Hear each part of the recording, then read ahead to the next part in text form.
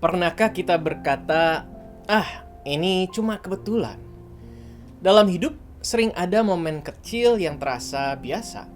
Pertemuan singkat, keputusan sederhana, langkah yang tampaknya sepele. Itulah yang terjadi dalam kitab Rut. Rut 2 ayat 3 berbunyi, "Pergilah ia, lalu sampai di ladang, dan memungut jelai di belakang penyabit-penyabit.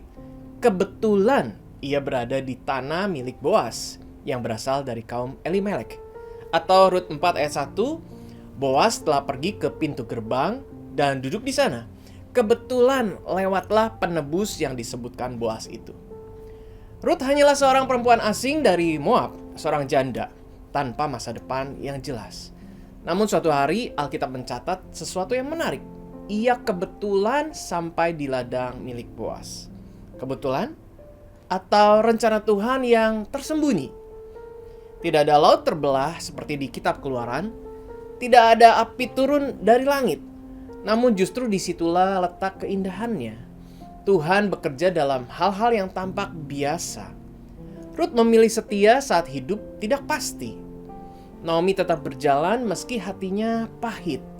Dan Boas hidup benar di zaman yang gelap seperti di kitab Hakim-Hakim. Dan dari semua kebetulan itu lahirlah sebuah garis keturunan yang membawa kepada Yesus Kristus. Artinya apa? Tidak ada kesetiaan yang sia-sia. Tidak ada langkah kecil yang tidak diperhatikan Tuhan.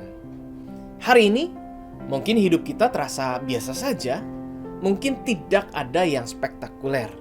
Tapi ingat ini, apa yang kita sebut kebetulan bisa jadi adalah cara Tuhan menulis rencana besarnya dalam hidup kita.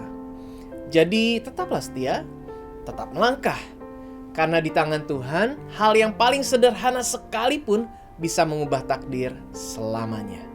Tuhan Yesus memberkati.